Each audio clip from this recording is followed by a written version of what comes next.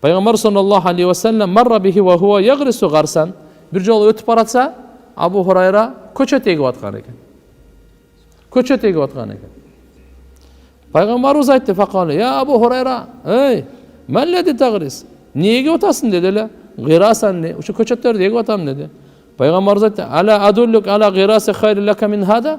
Бул көчөттөн дагы жакшыраак көчөткө бир далалат кылайынбы? Ошону бир айтып берейинби? Кала бала я Расулаллах, сөз айтыңыз, о Аллахтын элчиси. Айтты, кала субханаллах, вальхамдулиллах, ва ла илаха иллаллах, валлаху акбар. Юграсу лака бикулли вахидатин шажаратун фил жанна. Әр бирине бейиштен bir көчөт егилет сага dedi. Демек, сиз субханаллах дедиңизби, бейиштен bir дарагыңыз бар. Алхамдулилlah дедиңизби, бейишиңизден bir дарак бар. Аллаху акбар дедиңизби, бейиштен bir дарак бар. Ла илаха иллаллах дедиңизби, бейишиңизден bir дарак бар. Себеп дегенде Ибрахим алейхиссалам, Пайгамбар саллаллаху алейхи ва саллям Миражга чыкканда, ошол жерде айткан эле да, Пайгамбарыбыз айтат, лақиту Ибрахим лайлата усрия би. Мен Миражга чыкканымда Ибрахим пайгамбарга жолуккан экен. 7-нчи асманда. 6-нчы асманда Муса пайгамбар эле. 7-нчи асманда Ибрахим пайгамбар эле. Ибрахим пайгамбарга жолугуп, пайгамбарыбыз ошо намаз алып келатканда, Ибрахим пайгамбар айткан экен, я Мухаммад, эй Мухаммад, акри умматак минни салам, үммөтүңө менен салам айтып кой деген экен. Биз пайгамбарыбызга дагы, Ибрахим пайгамбарга дагы салават айтабыз. Аллахумма салли ала Мухаммад ва ала али Мухаммад, кама саллайта ала Ибрахим ва ала али Ибрахим, иннака хамидун маджид. Дагы не деп салам айтып туруп бизге? Ва ахбирхум, айтып кой үммөтүңө дептир. Аннал жанната таййибату турба. Бейиш барго, топурагы аябай таптаза.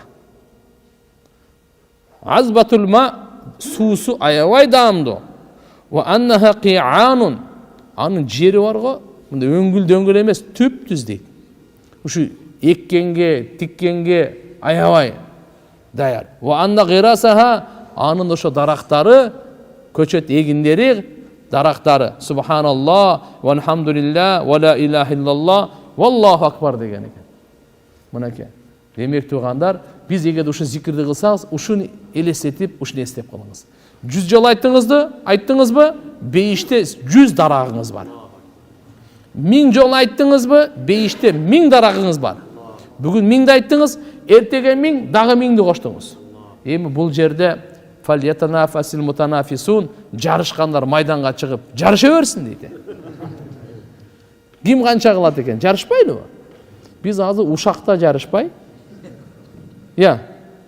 бири-бирибизди кордогондо жарышпай, бири-бирибизди айыптап, бири-бирибизди жамандап, бири-бирибизге жала жаапканда жарышпай, жарыша турган мына.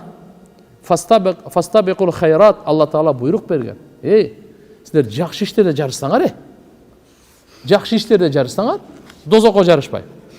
Каяка жарышпай дейт? Дозокко жарышпай. Шайтан күлөсө эле кете бересиңер, урган бойдон. Силер Алла субханаху ва таала өтө боорукер, чексиз ырайымдуу. Жакшылыкка жарышканга буйруп атат. Куран окуганда жарышайлы, намаз окуганда жарышайлы, садака бергенде жарышайлы, ыйлаганда, дуа кылганда жарышайлы, жакшы иштерде, мына зикир кылганда. Мисалы, сиз бүгүн 100 жолу айттыңызбы? Бул 200 жолу. Машалла. Өттү бул. 300 жолу айтты. Бул өттү. 400 да айтты. 1000ди, 1500 айтты.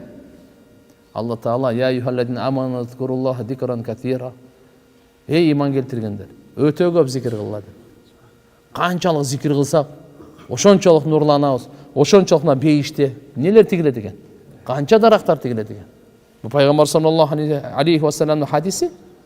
Бул бир кишинин, башка бир жөнөкөй кишинин сөзү эмес, сахабанын сөзү эмес бул. Же аулиялар, же Абу Ханифанын, же менин атамдын, же сиздердин атаңыздардын сөзү эмес бул. Бул ааламдын рахматы болуп келгендин сөзү. Сүйлөсө вахий гана сүйлөгөн. Алла Таала жүрөккө салган ошо. Демек Алла Таала тандаган сөз деп атат. Сөздөрдүн мырзасы, эң улуусу, эң абзели деп атат.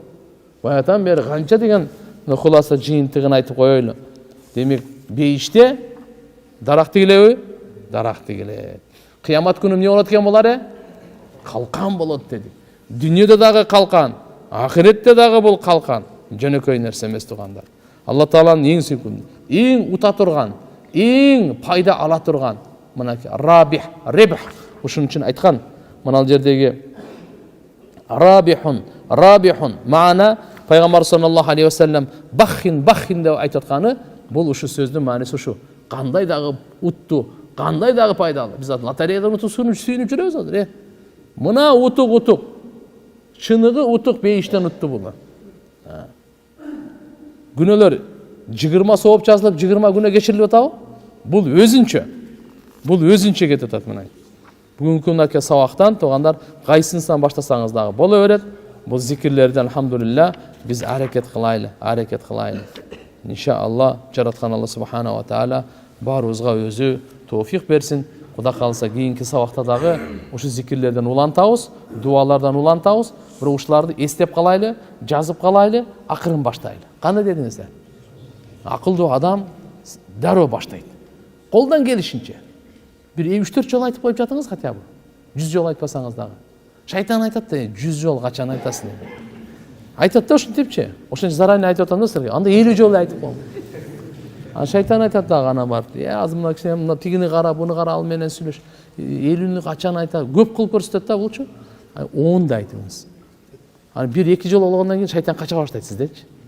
Айта бересиз аны 4-5 жол. Бир нафсиңизди алдап коюң. 10 эле жол айтасың болду, бүттү деп.